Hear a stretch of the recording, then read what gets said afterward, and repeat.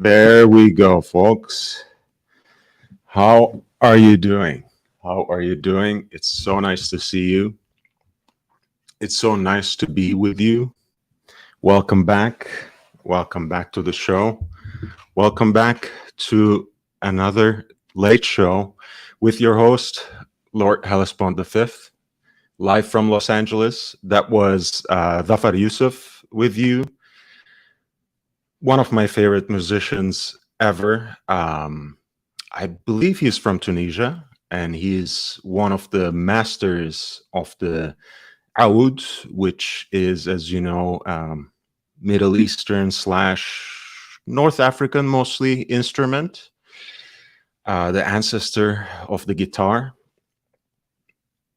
Anyway, I thought it would be a nice tie-in because last time I introduced the show with a beautiful song by Tigran Hamasyan, who was playing the piano in this performance. So thank you for being here. Thank you for being with me.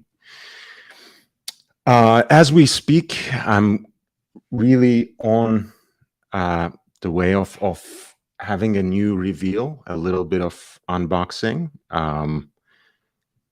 This box itself might be familiar to some.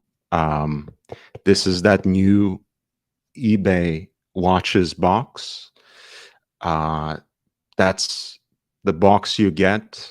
That's the internal box you get when you get your watch back from an authenticator, which is a great service they offer. That being said, this particular watch was not actually purchased from eBay, but since I came into this, I wanted to share with you also the packaging, at least part of the packaging you receive from eBay.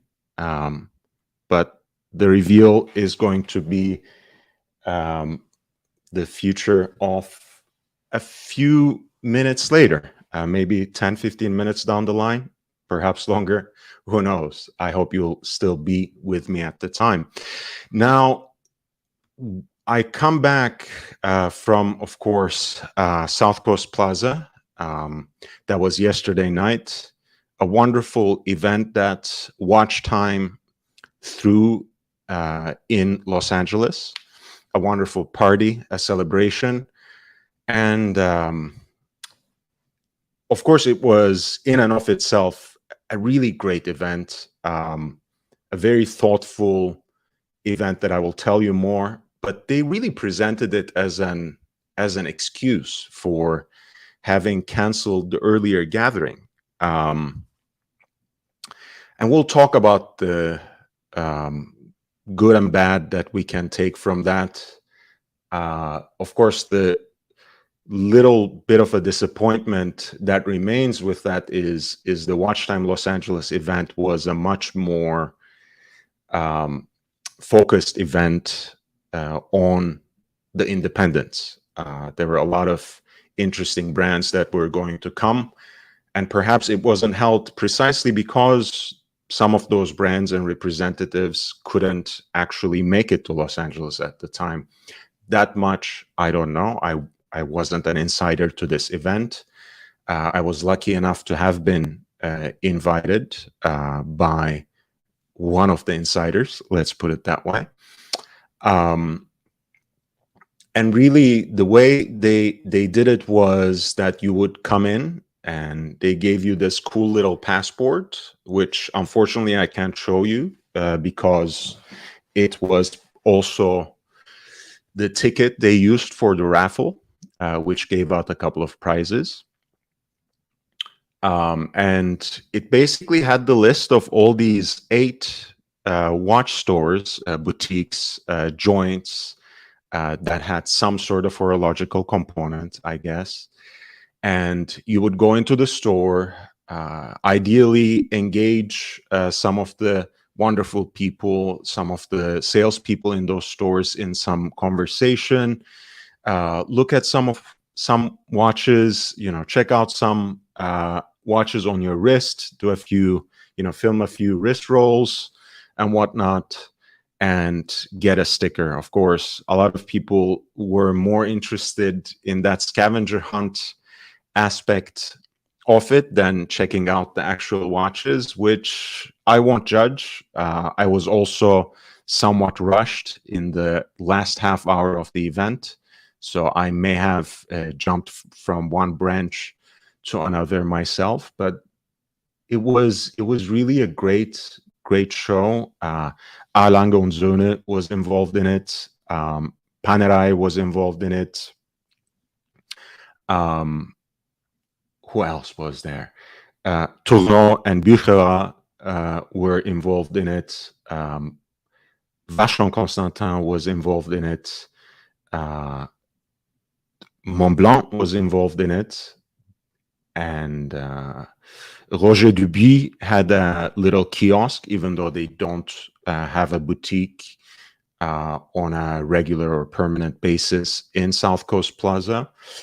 And Louis Vuitton also was part of it, I guess, to push a little bit the introduction of their new tambour, which is not necessarily my favorite, but it is a respectable watch nevertheless.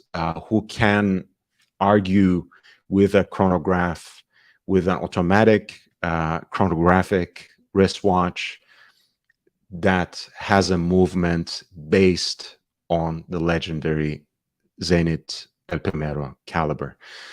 So I may have forgotten one or two brands that were involved, but it was really a cool event. The drinks were flowing. A lot of interesting people were there, representatives of brands, of course, the editor-in-chief of Watch Time itself, who flew in from Zurich. Lots of fun was had. Of course, our own wristwatchholic was there. I didn't coordinate with him in advance, but it was really a pleasure, a real delight, as always, to see him there. And I'm glad we had a chance to sit down and talk. There were a few familiar faces, or rather familiar names, I should say. I had a number of people approaching me in the wild, which is always a very interesting experience, which is always a flattering experience. A lot of people, for whatever reason, wanting to take pictures. And ultimately, just a lot of people who were showing me love, and I really, really appreciate that. I can't say enough. I'm really grateful for your support. I really appreciate that you are here. I really appreciate that you have supported me and continue to support me on other platforms.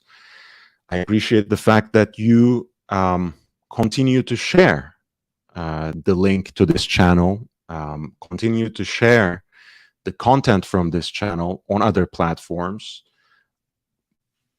I cannot thank you enough, and thank you for all of you, HK, Jason, and of course Wristwatchholic, and many others who approached me, who talked to me, who shared with me their insights, their encouragement. And I'm sure there were others whom I didn't have a pleasure to meet for whatever reason. If you saw me and you were, for whatever reason, hesitant in approaching me, please don't be hesitant. Please don't hesitate next time. I'm always there for you in real life here on the channel. say hi. Don't be shy. I will continue to attend these events, and I will be delighted to meet some of you. Now, I'll start with introducing basically a little sample of a new segment that I will be adding to the channel.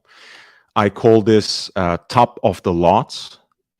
You know, my usual audience will be familiar with me doing previews of watch auctions, especially those auctions that belong to the seasonal offerings of the established auction houses, Sotheby's, Christie's, Phillips, Bonhams, Antiquorum, and more.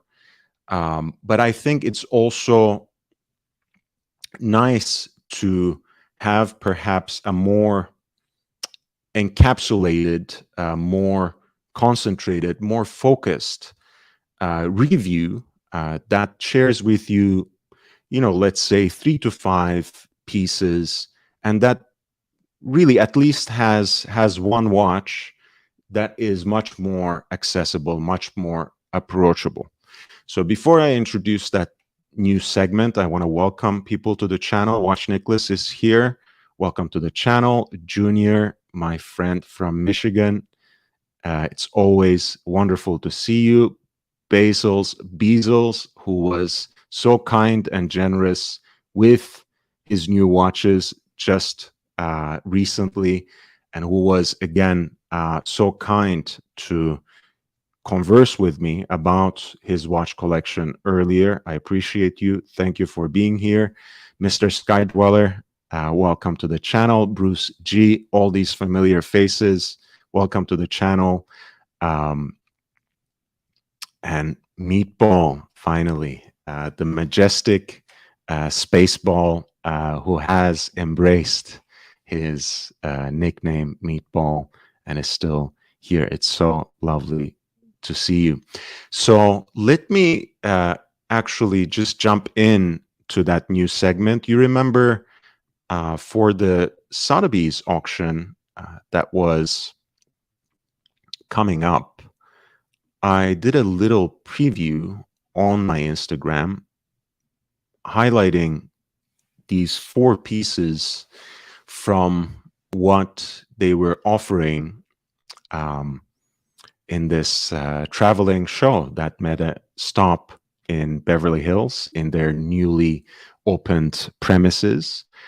And I'm happy to say that basically all 4 of these watches reached their potential and made great numbers. So let's start with taking a look at these.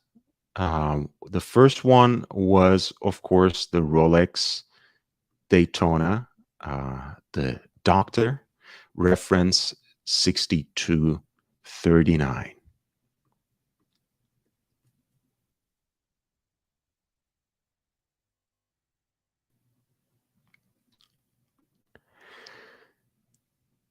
This is, of course, a very special Daytona from late 60s, right around 1967. Of course, the ever desirable Panda configuration, that classic case that's actually more like a 37 millimeter rather than 39 or 40 or maybe 38, whatever it is. We still haven't decided what the official dimensions of the Daytona case is, but this was an extremely elegant watch, truly a delight to wear on the wrist. And what makes it even more special is, of course, in addition to the tachymeter bezel, it has on the chapter ring a pulsometer, which makes it, in a way, a doctor's watch, the perfect Daytona for the physicians and medical workers among us. And it had a humble estimate of 500,000 to $1 million US, and it did realize a $693,000 US dollars in its final price. And that is before the premium. Truly a unique watch, a wonderful watch. Again, an incredible delight to actually wear on the wrist, if I may share with you.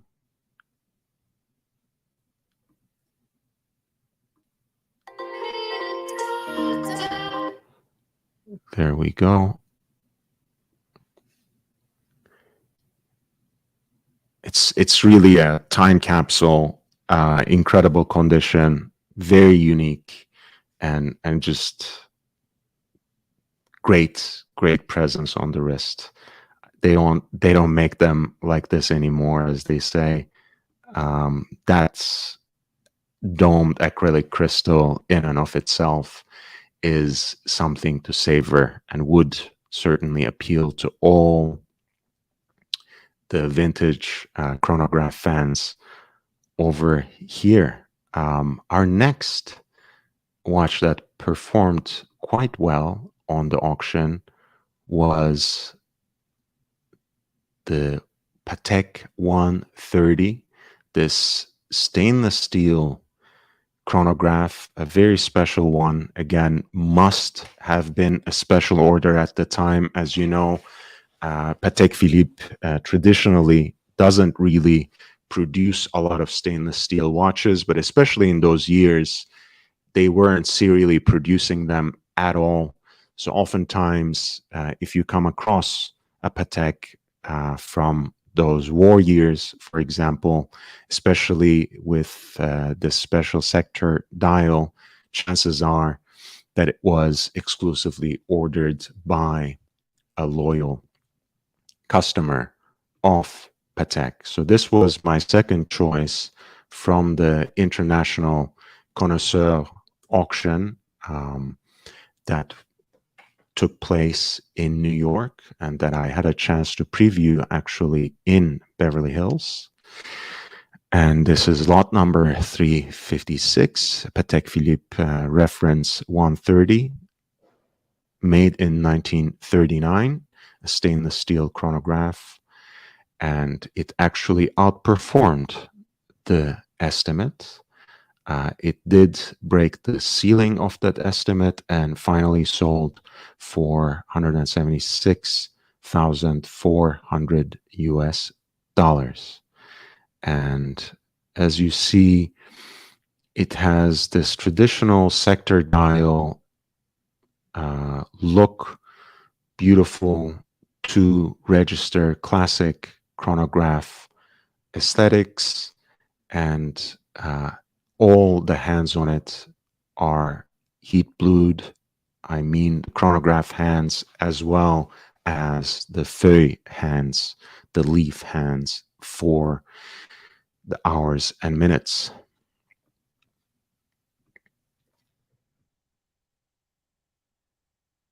And this is something I, again, had a chance to try on, and frankly, it really opened my eyes to a lot of different things. You might even say that it was a great influence behind my latest edition, which you will see soon enough. But this was truly a delight to wear on the wrist. And as you see, despite its diminutive proportions, it has a very charming look and an incredible claim to attention on your wrist. Just truly something special.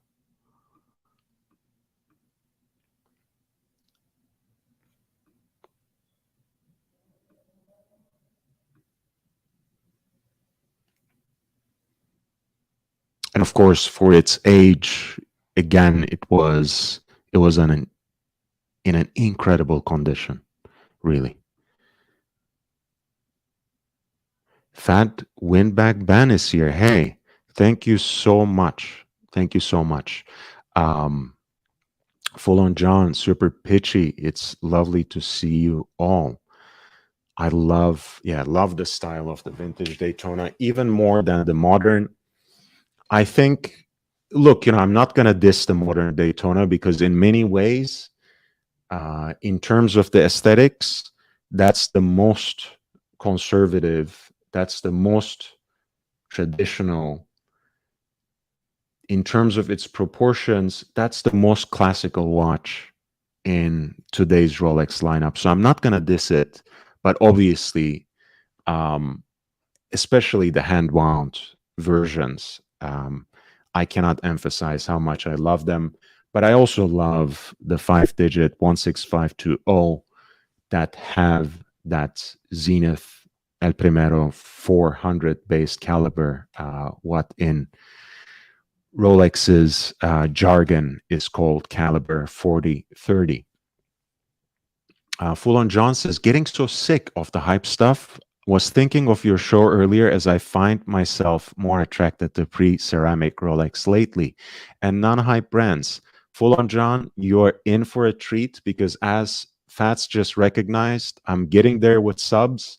And for that reason, let me just focus the camera on a little bit. For that reason, actually, I'm coming back with frequent shows. I do have a lot of fun doing these special interviews, and I will try to do at least one every week. I have a very special guest coming in for the next week and the week after, unless there are any last minute changes, and I will let you know. But that being said, I'll be here with you with the late show at least 4 times, and I think 5 times a week for the late show. And I will have 2 early shows midday for Tuesdays and Thursdays as well. So I can have something a little more reasonable, something more attractive, something more amenable to people in the UK, on continental Europe, and even in the Midwest and on the East Coast here in Americas. So I'm back. I'll be back. I'll be back on a regular basis, and we'll push together to get me there to 1,000 subs. I count on your support.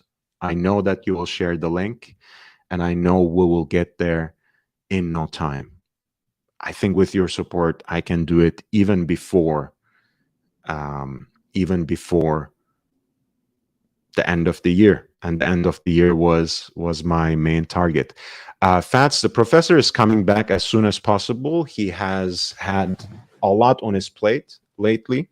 I hope I will have another sit-down interview with him next week.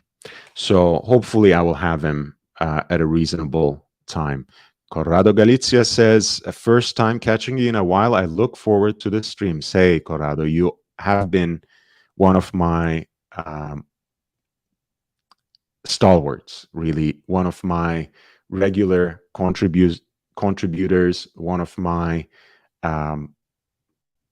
really unceasing supporters, untiring supporters.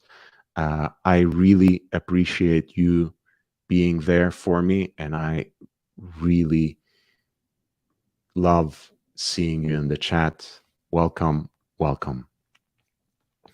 So number 3 for our top of the lots from the Sotheby's, the International Connoisseur auction that has just taken place in New York was Patek Philippe 5970G, which is, of course, a beautiful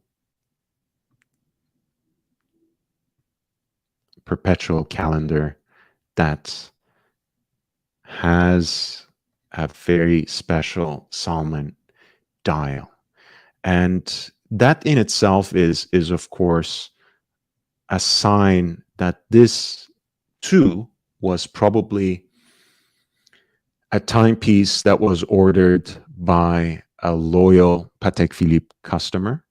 because even though the watch is certified and authenticated to have been purchased in year 2014, so long after Patek had done away with Geneva Seal standards, Geneva Seal pedigree, Geneva Seal hallmark, this watch is powered by a caliber that is not only based on the Lemania 2310, but that also carried that vaunted hallmark of the canton of Geneva. So let's take a look there to this beautiful salmon dial watch, Patek Philippe 5970G,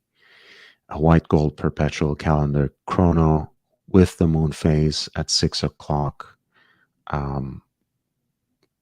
Again, what is there to say? I think my love for salmon dials is already well known. I think it works particularly well in with white metal. I think that contrast is charming. That contrast is beautiful. And this was a truly special timepiece that was offered with a very humble estimate. And everyone knew, of course, that it would completely demolish that estimate, but I'm not sure if they were even expecting this much. Look at those beautiful curves on the lugs, and look at that Geneva seal decorating the movement. And of course, the architecture of Lemania 2310, one of the legendary watch calibers of the 20th century, one of the most important, most significant hand-wound chronograph calibers with a column wheel, none other than the base of Omega 321 that went to the moon. Amazing, amazing watch. And this actually, as I mentioned, completely demolished the ceiling of that estimate, that high estimate of 200,000 US dollars, and topped off at 1,320,500 US dollars before the premium. I think it was just a once in a lifetime opportunity for the right collector, and truly not a surprise, if you ask me, that it did so well.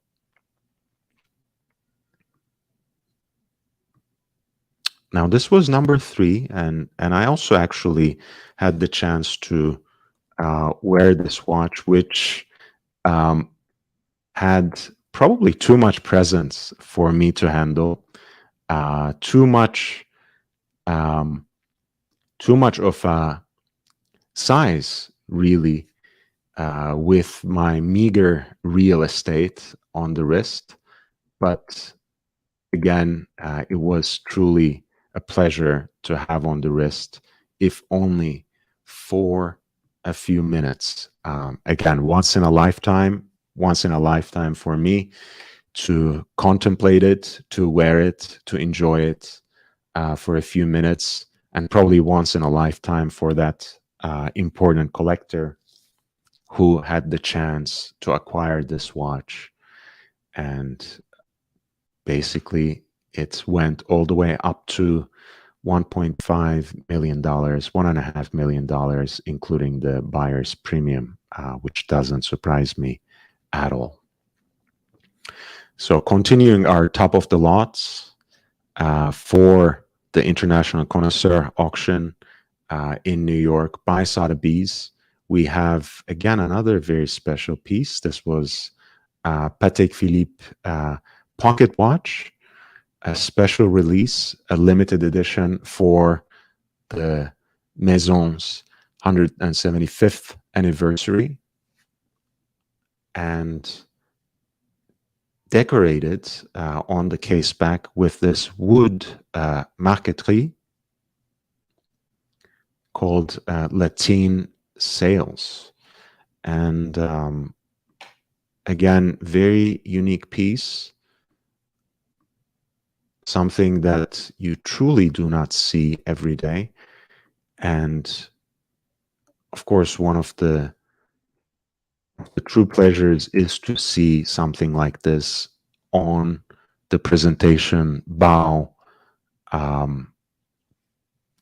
Really, really a remarkable work of art that, again, for the right person to not only own, possess, and hoard, but also exhibit and contemplate, something to put on a mantle and truly cherish.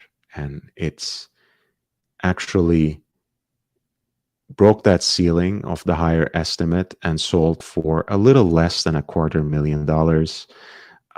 Again, for something that has so much work of art on it, that has so much handwork on it, inside and out, something that is so special, so beautiful. I'm sure that was quite a deal for the very, very privileged person who was able to get it. This is lot 332, Patek Philippe reference 982/180J, of course, J being jaune for yellow gold. It's a rare handcrafts piece for the 175th anniversary, Latine sales, and it sold for about $250,000 after the buyer's premium. And this was also a watch that, hey, I had the pleasure to hold in my hand, and it got me excited enough that I forgot to open the hinge on the case back so we could take a peek at the movement as well. But that being said, again, a very special piece, very simple piece in a way when you look at the face of the watch, uncomplicated, just that beautiful enamel dial with applied Breguet numerals, seconds on a subsidiary dial at 6, and the power reserve at 12 o'clock. A very, very unique piece. Something of a time capsule, even though it has been produced only half a dozen years ago.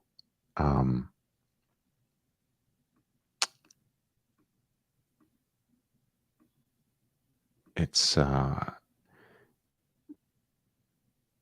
just to point out, of course, this piece is distinguished by its wood marqueterie on the case back. Otherwise, Patek Philippe continues to make this reference 982. Patek Philippe, of course, continues to make these beautiful pocket watches, some of which are rare handcrafts pieces. Others are simply beautiful, uncomplicated pocket watches with only the addition of a power reserve, usually at 12 o'clock. So that's something that Patek always has available, and it's not a hype product. This might be actually a piece, meaning a Patek Philippe pocket watch would probably a piece that you can walk down and get from a Patek Philippe boutique. They might even have one for you to purchase right away, right now. So the next and last piece from from the International Connoisseur auction that I want to show you is another perpetual calendar. This time it is actually a much earlier piece, and it was a piece that wasn't actually included in the traveling display, in the traveling exhibition. So it is a piece that I could only enjoy from a distance, and this is it. Interestingly, when you think about it in an abstract way, without feeling the pieces, without being in the presence of these pieces, if you are simply looking at the pictures, the 5970 with that salmon dial, with the pared down white metal look, in fact, exudes a more classical air, in fact, an even more formal air in a way, compared to this piece, which is, of course, actually the more classical piece, the more the rarer piece, and the more the more distinguished piece in a way. But the Arabic numerals, I think the white dial that sits so right in this particular pink gold case gives it a very surprisingly modern look. I'm not going to say sporty, of course. If you look at the case, the shape of it, the contours of it are absolutely classical, conservative, representative of that simple, elegant style that Patek Philippe has almost always presented. And this was a watch that wasn't actually given a humble estimate. It had the high ceiling close to $1.5 million in US dollars, yet it managed to break even that. Lot 357, Patek Philippe reference 1518, a pink gold perpetual calendar with a moon phase indicator at 6 o'clock. It sold for $1,623,000 US dollars, so $1.75 million basically, once you start adding up the premium.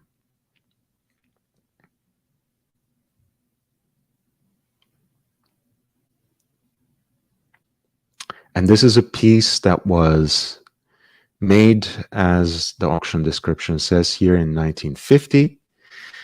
It is a piece that was sold in 1952.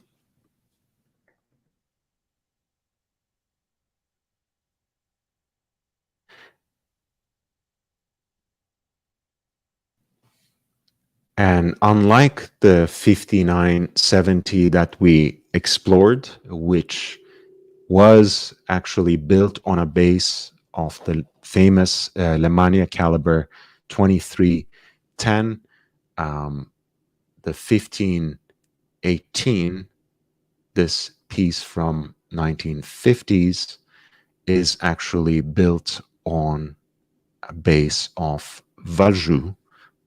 If I'm not mistaken, it should be Valjoux 13, a Bosch. I think, let me look it up. Right, in Patek vocabulary, that is, of course, a caliber 13 130Q. And the caliber that powers 5970 was 20 CH27-70Q, if I am not mistaken. And that's a movement base. That's an Eboche that, up until Patek's discontinuation of it, was bought from Nouvelle Lemania, which of course, is at this point in time only a name that's used practically internally in Breguet, because that's Lemania was integrated into Breguet before Swatch Group even purchased it, and nowadays its manufacturer houses what is the legendary watchmaker Breguet.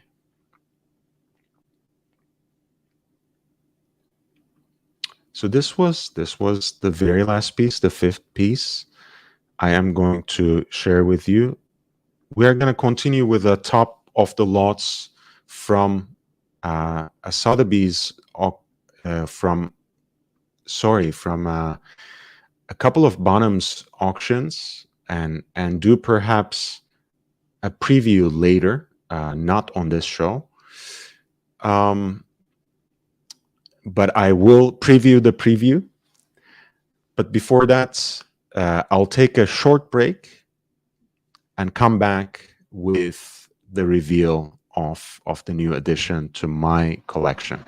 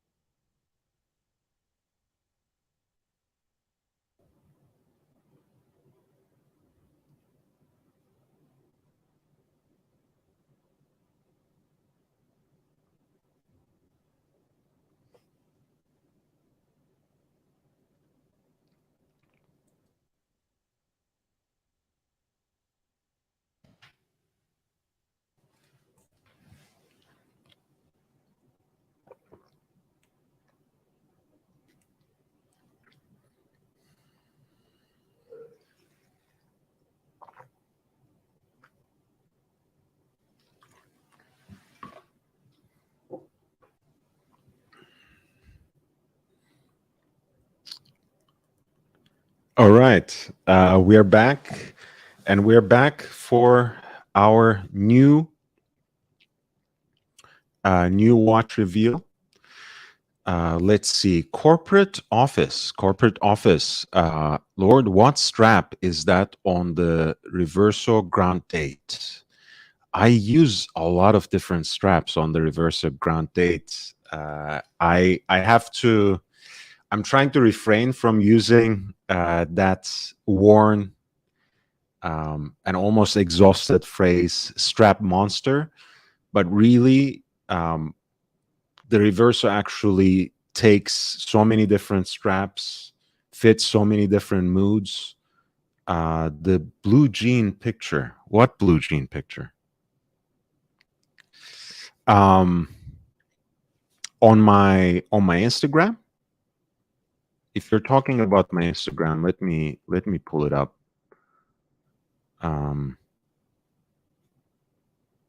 I don't really have any. Okay, let's quickly start here. This is its original strap. It's a crocodile strap with large scales on the top and smaller scales for the lining, made by Camille Fournet, which used to at least make straps for Gégé Lecoutre in the past. I think they have brought it back to Switzerland these days. By the way, follow me on Instagram while you are at it. I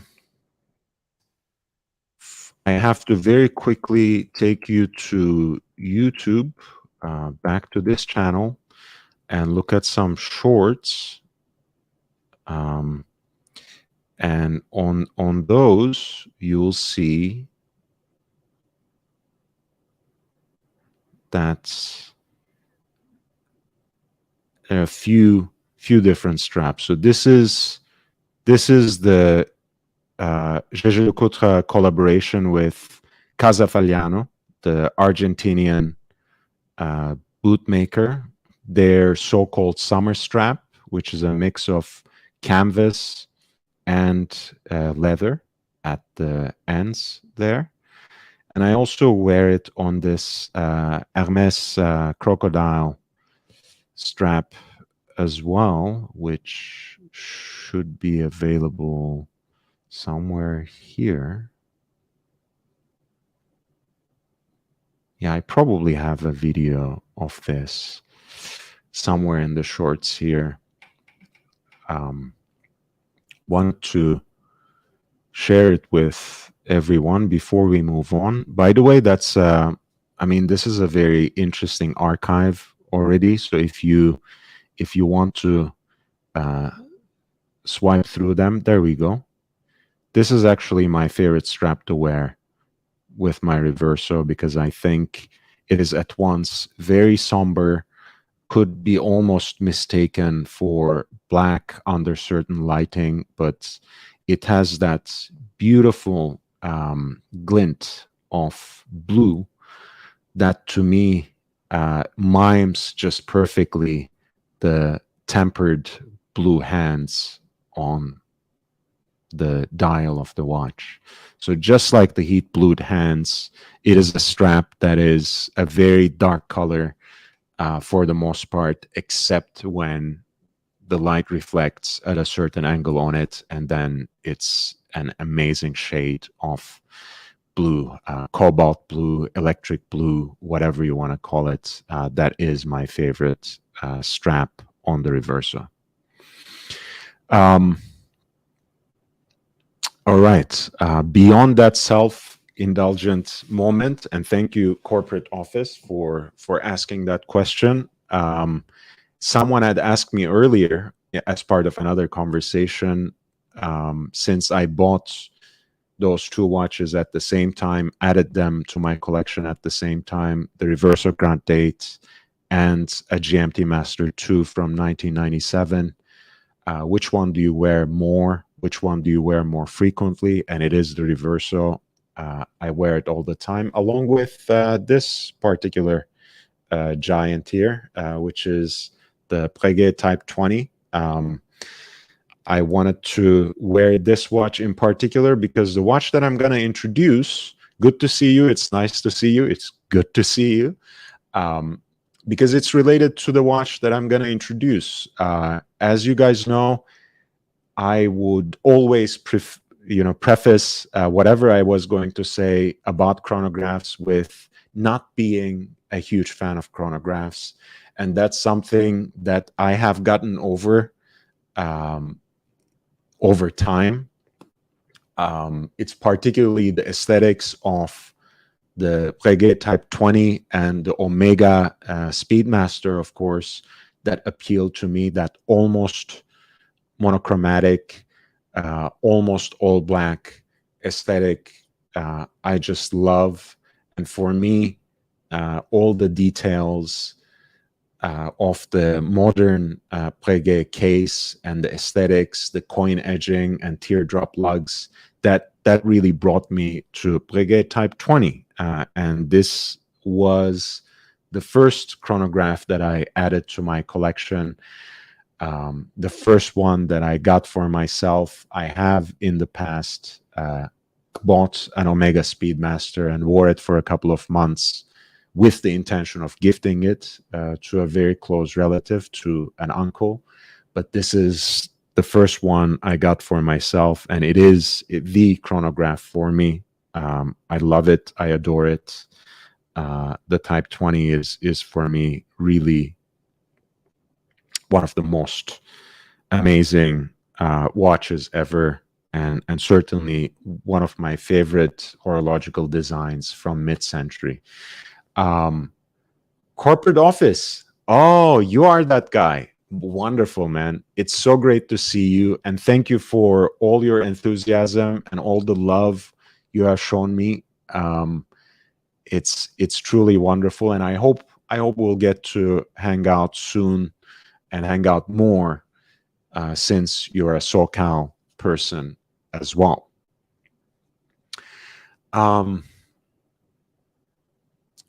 So Breguet Type 20, the reference 3800, the modern remake of that legendary Type 20 chronograph that was first made by Breguet and 4 other suppliers for the air forces of the French Navy. Of course, instead of the traditional Valjoux-based hand-wound caliber, instead it has an automatic caliber, right, which is, as it turns out, Breguet 582. And Breguet 582 is just Lemania 1350 by another name. It is the Lemania 1350 with the added flyback function. So let me take off my Breguet Type 20. There we go. My first chronograph, and what introduced me to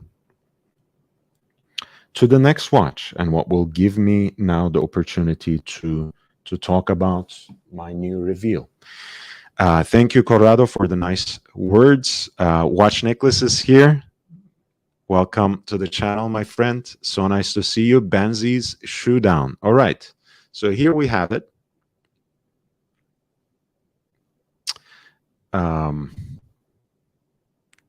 We were talking about this legendary caliber today, and we were just talking about something that ties the two brands, Breguet and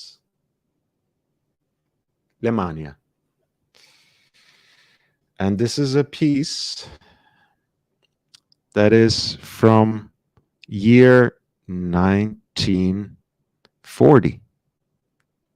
And it is a Lemania chronograph that runs on CH27.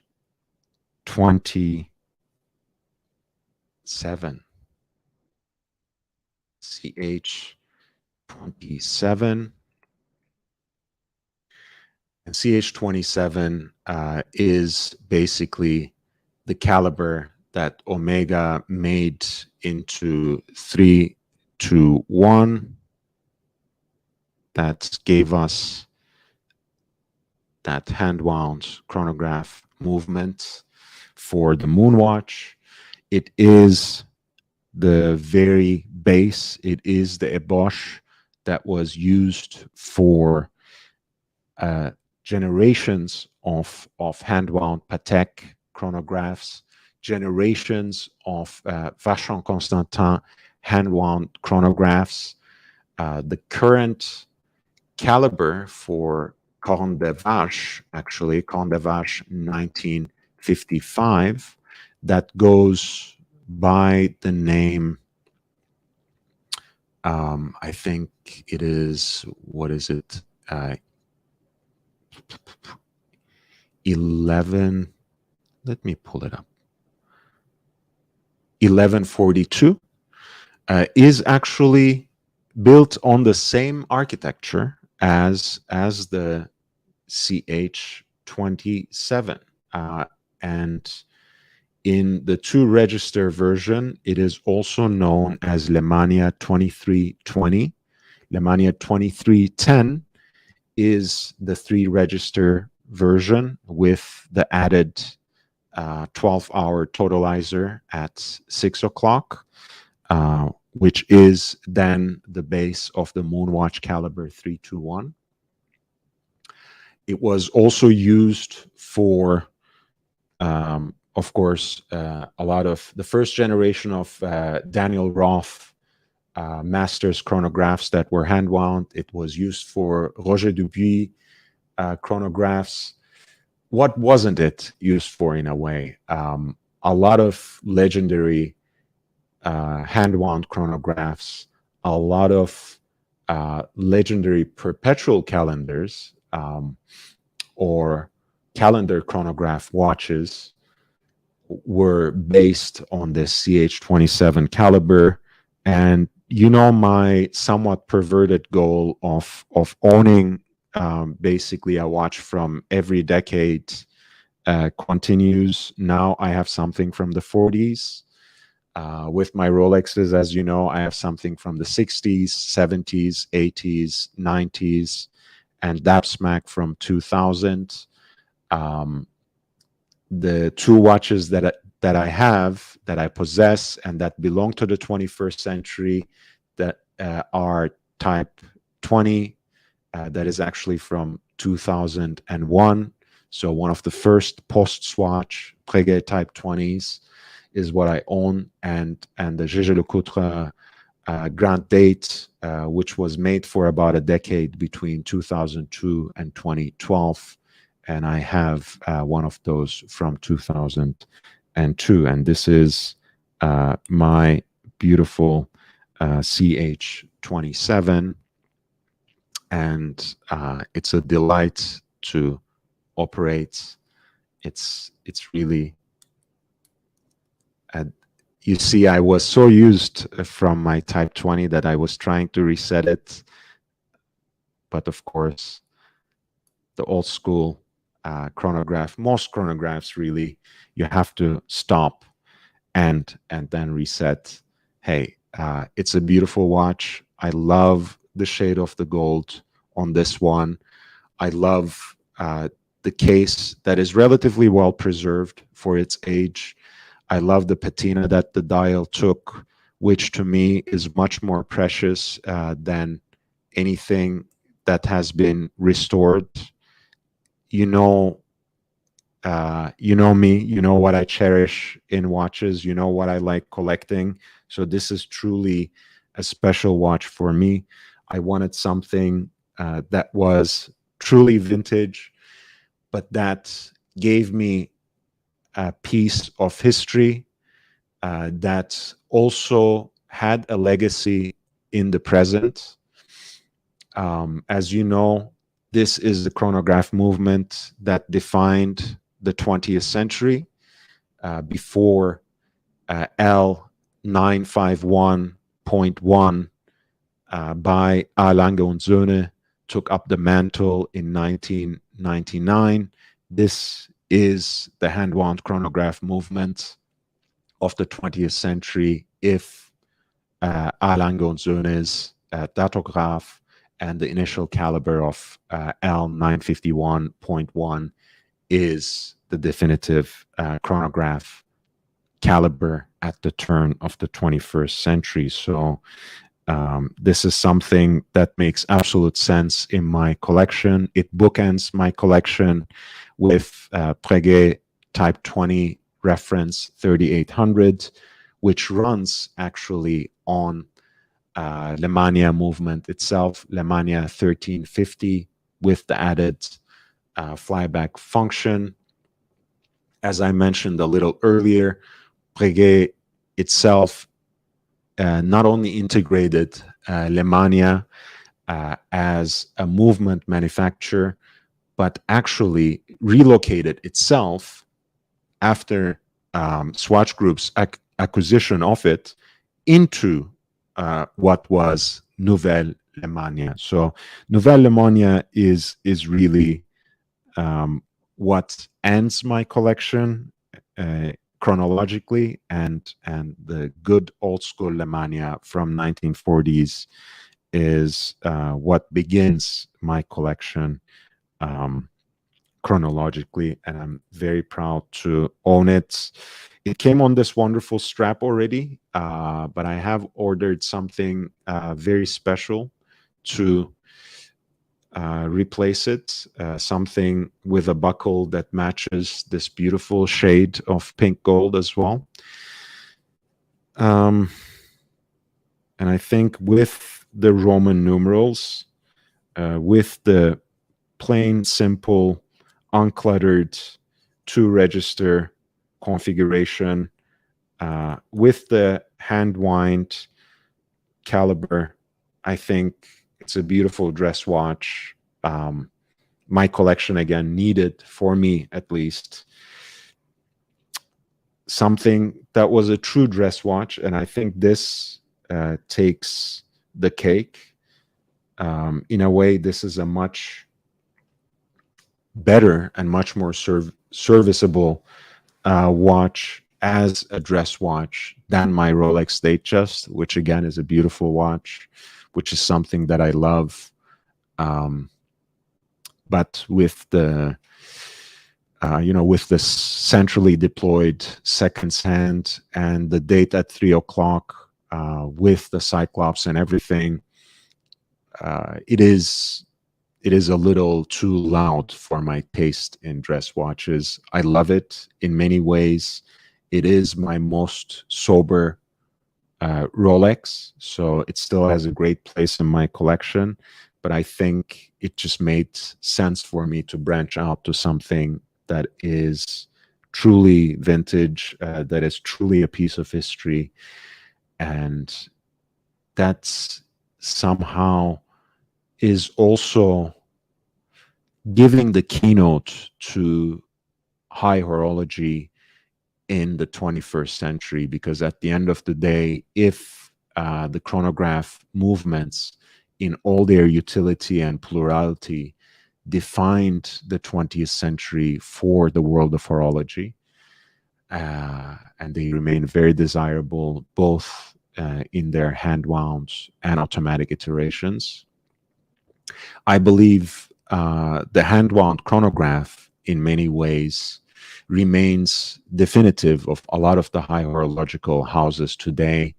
and it really gives a beautiful canvas to them in terms of both the handcrafts they can exhibit on finishing every single piece of those elaborate architectural movements.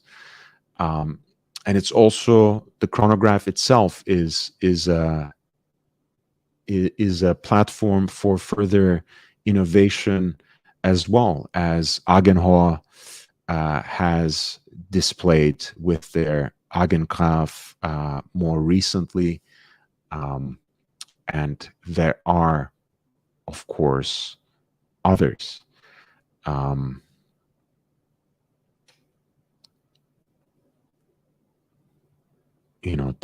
I think it was the DB29 Maxi Chrono that's De Bethune also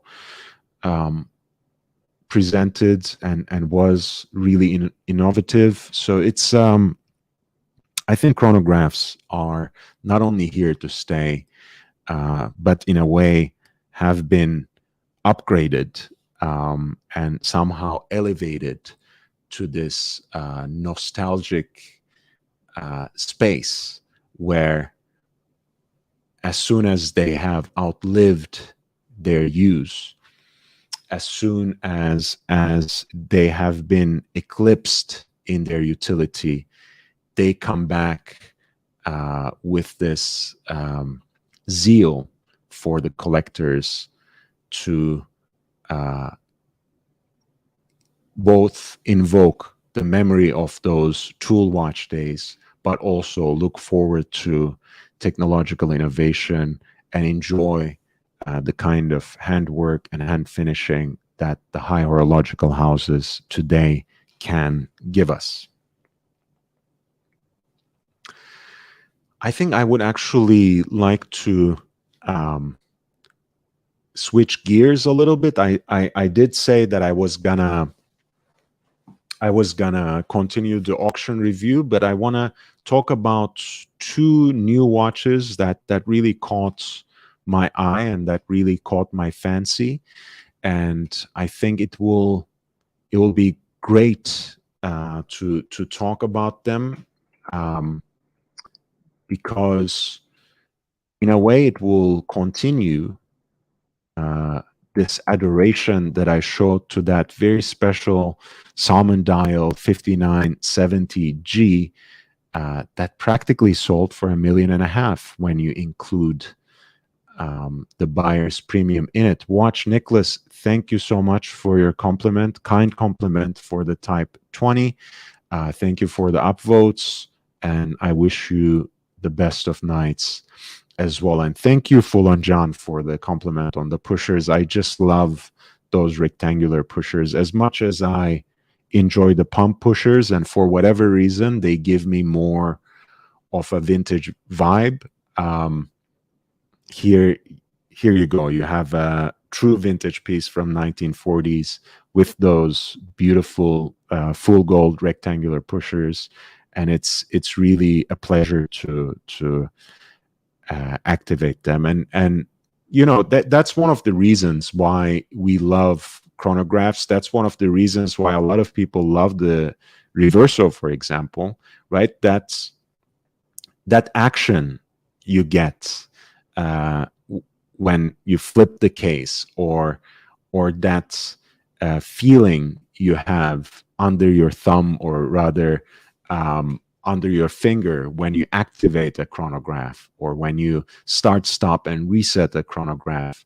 It's one of those modes of engagement with your timepiece that really start cultivating that emotional, affective bond with it. And I think for that reason, it's truly a pleasure to own the chronograph, own a chronograph, I should say. And honestly, I do have a slight regret for having missed all my years of collecting up until year 2022 to wait to own a chronograph.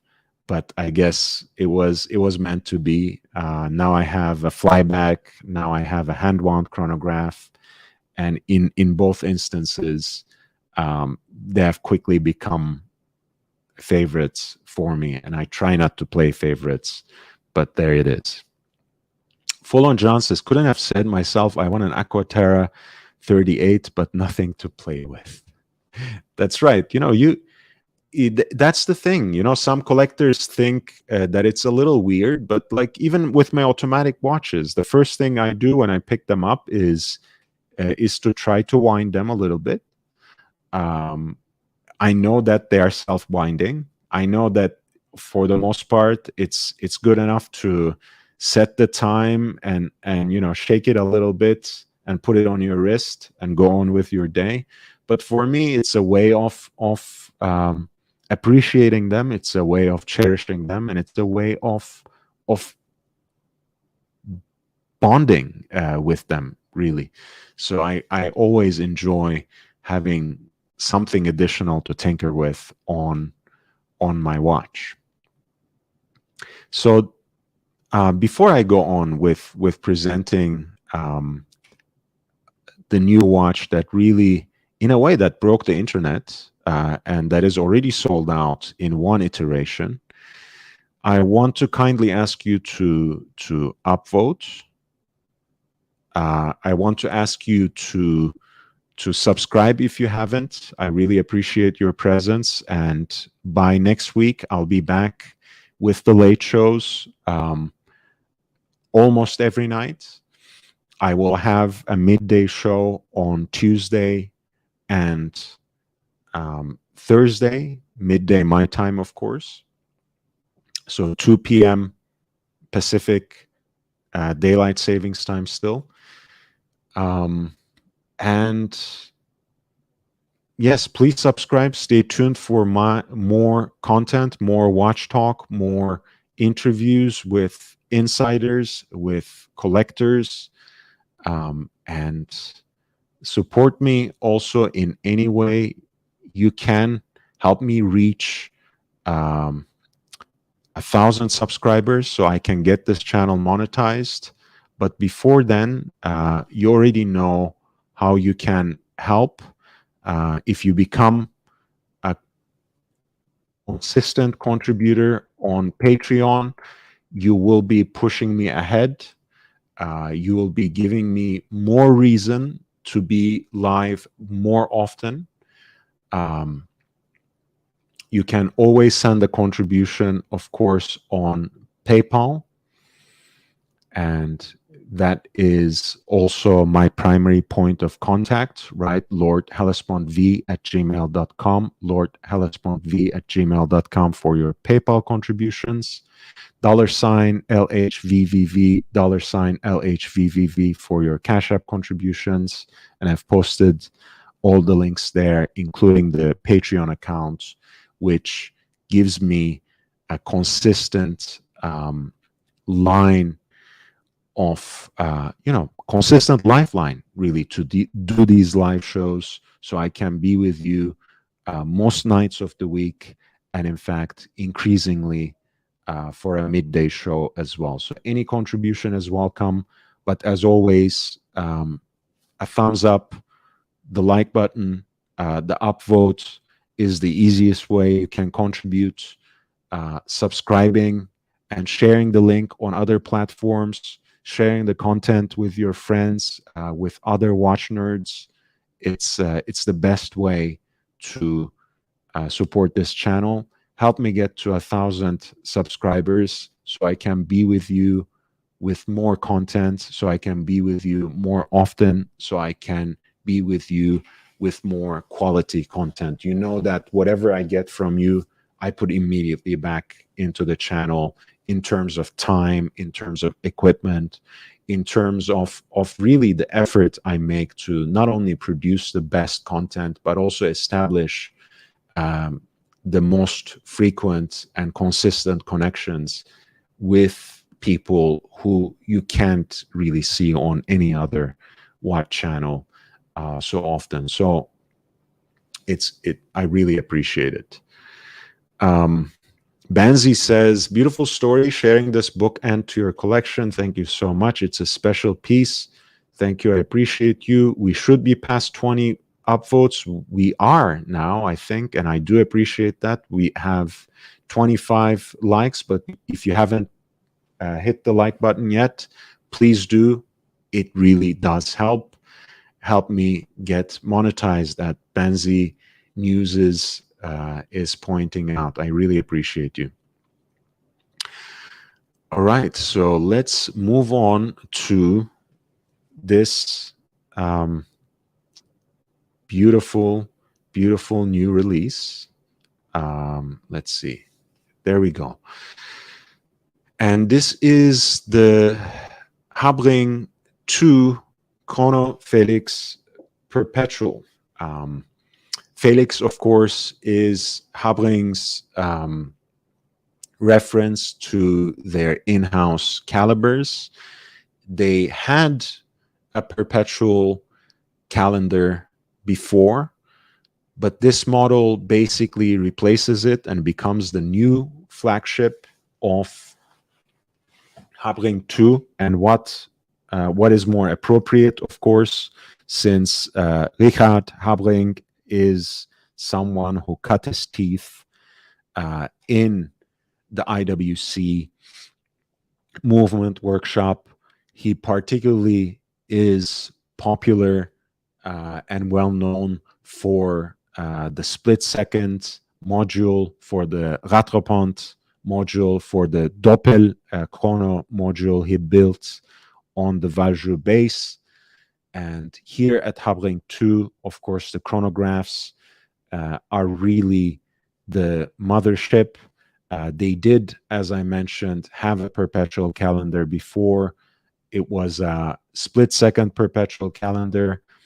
It was quite a large watch, a little larger in case diameter, I think, than 42 millimeters.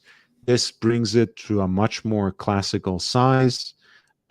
You see this Messina Lab edition that is already sold out in the limited edition that they had for years 2023, 2024, about 10 pieces each. It's inspired apparently by a black and white photograph of a 1518, which we have just seen. So again, a great connection to the top of the lots we have done with the International Connoisseur auction of Sotheby's. You remember that beautiful rose gold 1518. Of course, 1518 had the moon phase at 6 o'clock. This has the moon phase at 12 o'clock, but you can certainly see the inspiration in the Arabic numerals, in the four-register visual layout, in terms of the double-stepped case. And of course, the vintage vibe is really finished off. It's really polished off by the monopusher configuration. As you see, everything is operated, all the chronograph functions are operated by that single pusher that sits right at 2 o'clock, and these two adjustment pushers are there around 4 o'clock as well to set the perpetual calendar. This was a very striking limited edition, but to me, what is really the centerpiece and what is now the flagship of Habring 2 is this Chronofelix perpetual, again, that stainless steel case, the beautiful brushed grain salmon dial, applied Breguet numerals also in stainless steel, the hands, the feuille hands in that same matching material, of course the radially brushed, the radially decorated, I should say, radially guillocheted sub-dials, sub-registers. All these pieces make it, I think, an incredible modern piece that is actually within reach, right? When we looked at that salmon dial Patek Philippe chronograph 5970, that is, of course, not within reach of most people, right? When you look at the Patek perpetual calendar, it doesn't have to be an incredibly collector's piece. It doesn't even have to be rare. It can be something in production today. But since these pieces are not accessible to most, they usually are to be found on the secondary market for exorbitant markups, for unjustifiable markups, for really unseemly margins, the kind of stance we have against flippers and the so-called gray market here. So I'm just going to note that very quickly. But Habring 2 at $25,000 makes for the incredible deal that this is for a perpetual calendar in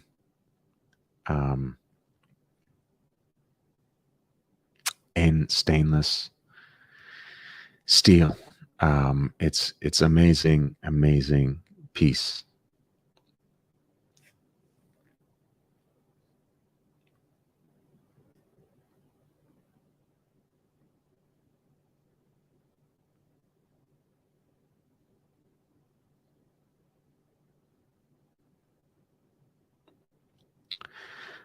And as I mentioned, of course, the black and white, nearly monochromatic version that was made with the Arabic numerals as a special limited edition for Masséna Lab is already sold out. It was practically at the same price point, but it was much more limited. 10 pieces each for the next 2 years. As you know, Habring 2 is an independent based in Austria, run by the two Habrings, Maria and Richard. Richard is the watchmaker. Maria is the business mind, the marketing mind behind this unique brand. They already make less than 60 watches to begin with a year. So what is a regular production edition in the brushed, finished, brushed grained, I should say, salmon dial is also going to be quite limited. But once again, I think this is an incredible deal for the kind of watch it is. I know some people have said in the past that the Jaeger-LeCoultre Polaris Perpetual Calendar is like the official watch of this channel, even though I don't own one. I think it's one of the most incredible contemporary watches. So for a complicated sports watch, that is the option you have at list price. Even it's a great deal, in stainless steel when it comes with the full bracelet and the rubber band with the matching buckle. But if you want a classical version of that, if you want something that is, again, wearable for the everyday, right around 38 millimeter, modern, but in many ways also quite conservative in terms of its design, in terms of its proportions, in terms of its aesthetic. Here you have Habring Felix Chrono Perpetual, or rather Chrono Felix Perpetual, and it is really an amazing deal, and it shows you just how much you can do by using the architecture of chronograph movements that were designed in the first half or dab smack in the middle of the last century. And here you have something that started, right, in terms of its conception with the architecture of Vajou 7750. Of course, the Habrings today make everything in-house. They manufacture and source all the materials independently. They don't actually have access to anything by Vajou at this point. And you see, in terms of the assembly, in terms of the finishing, in terms of the modification and modulation, this is the genius that Richard Habring and his fellow watchmakers bring to the table. Those of you who are familiar with anything horological would know that to modify Vajou 7750 for monopusher operation is already a feat, but there you have it. It's also enhanced by the Dubois de Prat module for the perpetual calendar, and decorated as you would expect from the kind of small independent manufacturer that Habring 2 is. Truly, truly a marvel.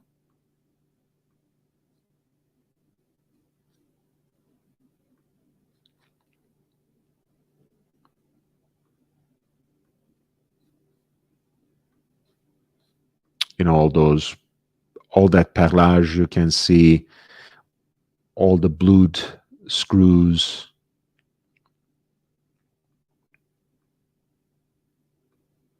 and plates. It's very, very special indeed.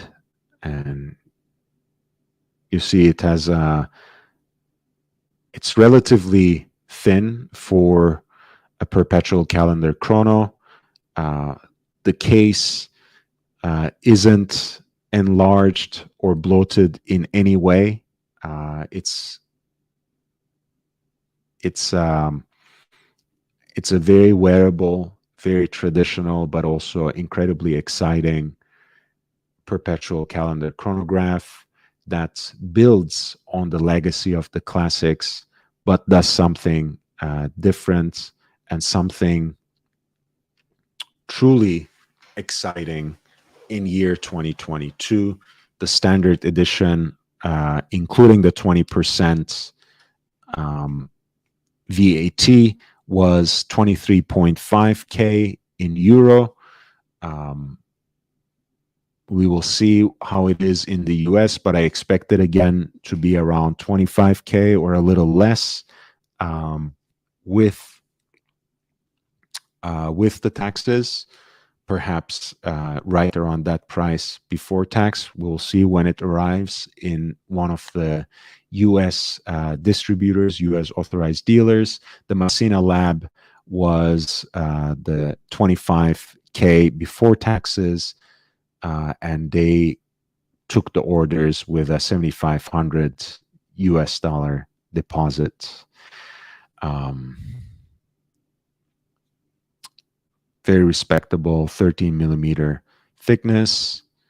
The movement is the in-house caliber A11 C with the perpetual calendar module from Dubois de Pras. Hand winding, of course. So already quite far removed from that humble workhorse base architecture of Vajra 77 with the hand wound configuration, with the monopusher operation, and with the additional perpetual calendar function. Kelly is here. Hi, Kelly. It's wonderful to see you. I didn't even realize that you were a subscriber to my channel. It's truly a delight to have you. Feel free to jump on, actually, and everyone else too. I was just discussing some new releases. So if you want to join the conversation, I'm pinning the link. I'll be live for at least another 20 minutes. But maybe longer if someone else jumps on. I'm happy to continue the show. There's another special release that I want to attend to. Again, I'm continuing the Teutonic theme today, but I think this was a great tie-in as well, because in the top of the lots for the Sotheby's, we discussed two very special Patek perpetual calendar chronographs. One was a modern 5970G, one of the last perpetual calendar chronos to leave that dignified Genevan manufacture with the Geneva seal, with the Lemania 2310 base. And here we have Habring 2, that is a modern, relatively available and accessible version of it. And we have spoken how special the 1518 was, and how it sold for basically $1.5 million. And here we have the modern version that's already sold out, unfortunately. That was a collaboration between Habring 2 and Messina Lab. And this is a watch that was inspired by a black and white photograph of a Patek Philippe 1518. Dennis K is here. Thank you. St. Peter, welcome back. Bruce G says, beautiful Lemania. Thank you so much. What's the case size again? I don't even know, Bruce. It was such a special deal.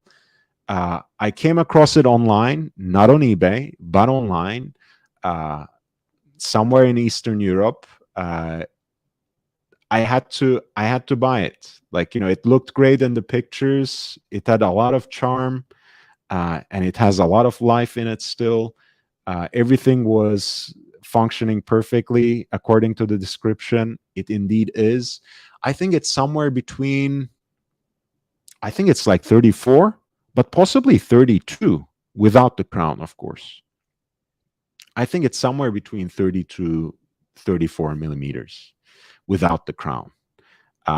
It's a true dress watch.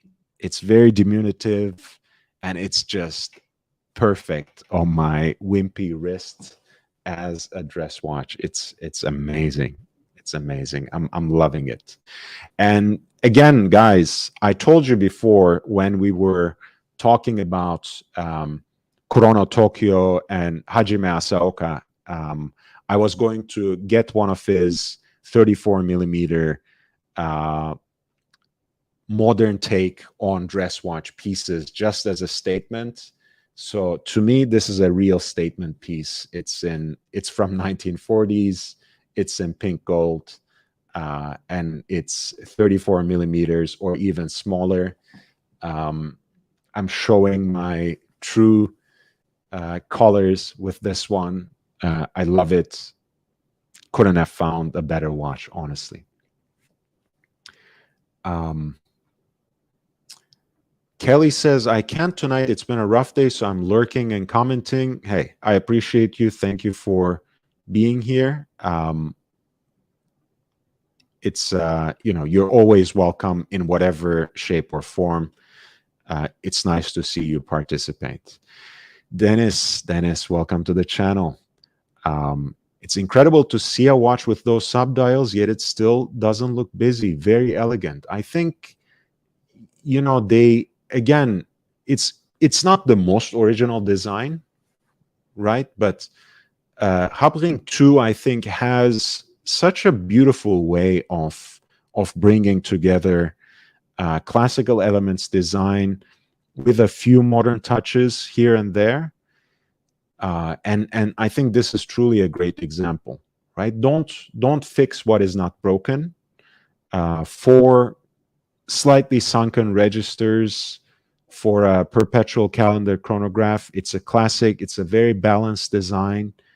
I think having the moon phase at 12 o'clock gives it a very elegant touch, puts it almost at the center of the design. I appreciate that.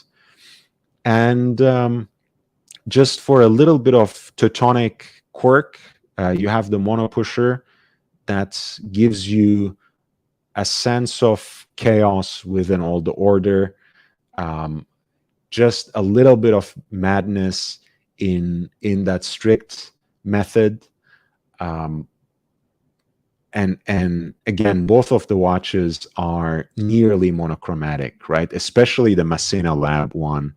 So that really shines in its simplicity. Again, as much as it is inspired directly by a black and white photo of a mid-century Patek Philippe perpetual calendar chronograph, I think it is the more modern looking watch between the two of them. I think it has this stark contemporaneity that it exudes in this nearly monochromatic black and white scheme. But again, all the classical elements are still there in the double-stepped case, in the monopusher operation, in the feuille/leaf hands and everything. Both are really balanced, beautiful, and simply elegant watches. OG Baby Girl is here, and thank you, Kelly, for congratulating me. Thank you for your kind words on the new watch. OG Baby Girl, lovely to see you here. Welcome to the channel. Bruce G says, I have a 33 millimeter or so Buchera birth year watch from 65. Love the style of old school cool. There's just something about chronographs from roughly around mid-century. The next watch I want to get is probably from 1950s. And chances are it's going to be another chronograph. So we will see what it is. Chances are that it will be slightly larger than 34. but still something that I prefer in proportions and dimensions to contemporary watches. OG says, baby girl, usually not able to stay up as late as I was this summer. Completely understandable. I know you are a few hours ahead, so no worries. On her own time, Kelly, a sense of chaos within the order. Really love that. Well said. Thank you. Watch Nicholas. Yeah, he was here. I think he may have left earlier. But Watch Nicholas was here showing his support, giving me upvotes, giving me his encouragement. It's always, always well appreciated. Rob D says decently priced. I think it's very reasonably priced for what it is. Look, I have mentioned already so many times the Jaeger-LeCoultre Polaris Perpetual Calendar. I think it's a very unique watch, and I think it's a very good offering from the so-called watchmaker, and when you compare it, of course, to those kinds of sporty watches that also have the high complication that a Polaris Perpetual Calendar has, you're really getting them at a fraction of the price. So in stainless steel, as a complicated sports watch with the matching bracelet and everything, that's already a good deal from an established maker at around $35,000 out of the door. And here you have one from an emergent brand, something of an upstart in terms of claiming high horology in a budget in Habring 2 from Austria. And they're offering something in stainless steel, something that is wearable for the everyday, yet still simply and classically elegant. And they're offering it for around 25K out of the door. It's an even better deal. And if you have experienced Habring 2 watches, any one of their watches in person, I think not only are they great timekeepers, they're also fitted and finished really at several notches above the price point. So I highly recommend this watch as well. Mookie, thank you for being here. Thank you for being here. Thank you for the kind words. And thank you for adding your support for the official watch of the Untimely Meditations channel, Polaris Perpetual Calendar. Guys, I'm going to leave in about 10 minutes, but I want to get a sip of water. And I have also poured myself some whiskey earlier. I'm drinking some Japanese today. Nothing too special or exclusive. Really just your humble Nobushi. But I wanted to have something different tonight to celebrate, something that breaks from my usual mold and routine of Scotch. And I really appreciate Japanese whiskeys. They are becoming harder to find, especially after the pandemic. It's been a disaster, but it is what it is. So let's move on. Cheers. And squeeze in this last new release that I'm going to share with you tonight. But before that, again, I will kindly remind you to hit the like button, subscribe if you haven't. As I announced earlier, I'm back on a regular schedule now. Starting next week, I'll be here with you at least 4 nights, probably up to 5 nights a week. I will also have midday streams on Tuesday and Thursday. So I'm coming back strong. I want to finish the year strong. I want to not only hit my goal, but I actually smash my goal of getting 1,000 subscribers by the end of the year. Hopefully, I will, in fact, break it before the end of the year. And I'm sure you will help me by subscribing if you haven't already, and by sharing the link on other platforms, on other channels, by sharing the content that is already available in spades on this channel with your friends, with fellow watch enthusiasts. And before then, if you want to support me, you know the information is in the ticker.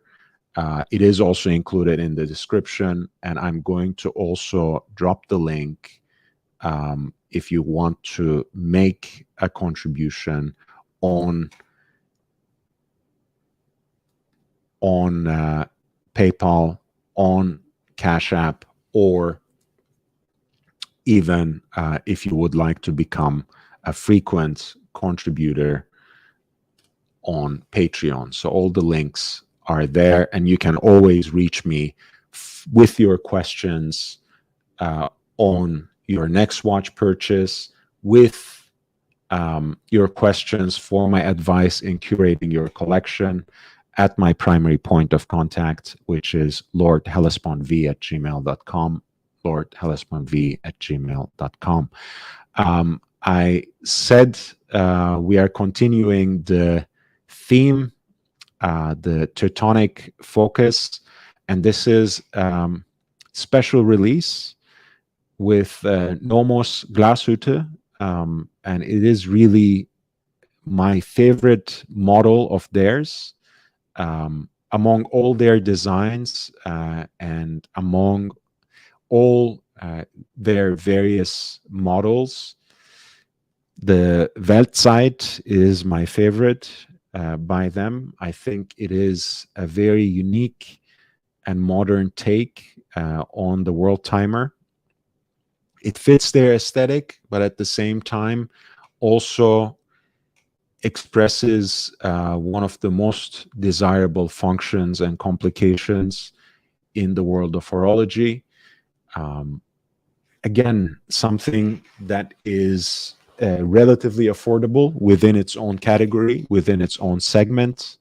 As is the case with Fratello, they like adding that orange accent to their special editions since they are based in the Netherlands. They previously had the Hague edition, and you see the Hague right there. It is the hometown of Fratello watches. And in this edition, the home time indicator is also made into a windmill, which is a whimsical but a very meaningful touch again to express the Dutch origins of Fratello as a magazine, as a watch website, as an outlet. So I really love the color scheme of navy with the orange accents. I think it makes this watch very sporty. To me, again, that is the ethos of Nomos Weltzeit. You have a very dignified and prestigious complication in the world timer, but Nomos, above all, values simplicity in design. It has that contemporary expression of a Bauhaus aesthetic. And with that deep blue and the addition of the orange accents, you have something that is very youthful, that is really dynamic, that is even a bit sporty.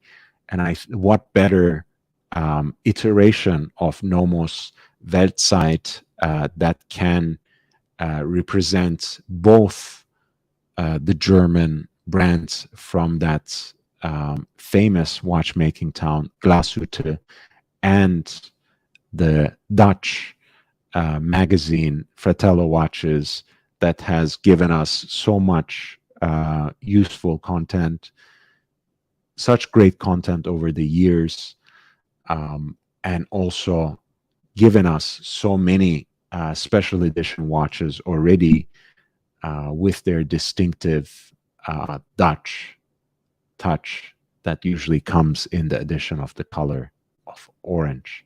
I really like it. I really do like it. If I were to own Nomos one day, which doesn't really seem likely, as you know, I don't really buy contemporary watches. I don't really buy anything at retail.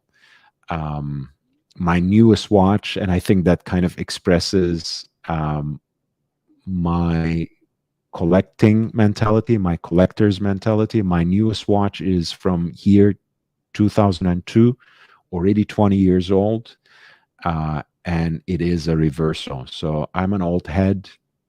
As much as I appreciate anything and everything about watches, as much as I appreciate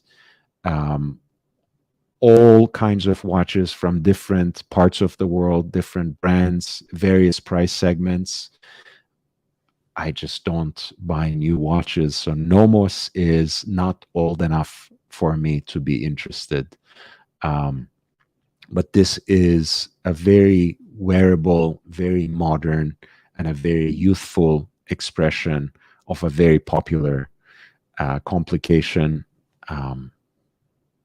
What better way than Nomos to express that, to realize that? And what better outlet than Fratello to add that final touch? Apparently, it will be 100 units. The 50 units, I think, are basically offered by Fratello, and then another 50 will go on sale on Tuesday, September 27th. So if you want to grab it, it's 3,800 in euro, 3,800 in US dollars as well, excluding the VAT. Again, very affordable for this segment, right around $4,000. You can get a world time watch with a unique modern touch, and that's a bar. So there we are, folks. We are right at the 2-hour threshold. Thank you for being with me for 2 hours. Thank you for being patient. Thank you for sharing me this special moment of my beautiful Lemania vintage chronograph from 1940s with CH27 caliber, operating it, powering it. It was truly a pleasure to share it with you. I will take it off and show it to you once again. It's really a great, great watch. Beautiful, beautiful pushers there. It's really a joy to own and operate. If you want to reach out to me with any questions, if you want to reach out to me simply to exchange some ideas, simply to correspond, lordhellespontv@gmail.com is my primary point of contact. If you want to make contributions, that's also the PayPal contribution address, lordhellespontv@gmail.com. Cash App is $LHVVV, $LHVVV. And I've also posted the link right there in the chat if you want to become a regular contributor on Patreon, which will ensure in the future the consistency, the frequency, and the quality of live streams and other content on this channel. So any contribution is really appreciated, but above all, hit the like button, subscribe if you haven't. I'm here with watch content on a regular basis, in addition to these live streams as well. I will have very interesting interview guests over the next couple of weeks. Collectors, industry insiders, and other horologically informed characters. It's again, share the link on other platforms, share the word, spread the word on other channels, share the links to the content with your friends, with loved ones. I already have quite an archive, and you can always send me requests for different kinds of content at lordhellespontv@gmail.com. Rob D, thank you for the kind words. Baby girl, it's lovely to see you as well. And yes, the Glashütte original is also a brand that I really, really do enjoy.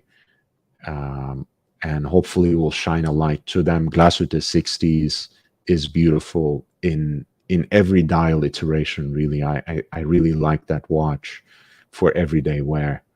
And of course, as you know, the friend of the channel,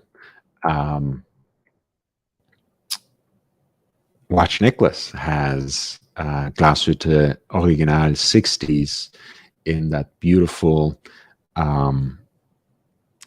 red, volcano red color.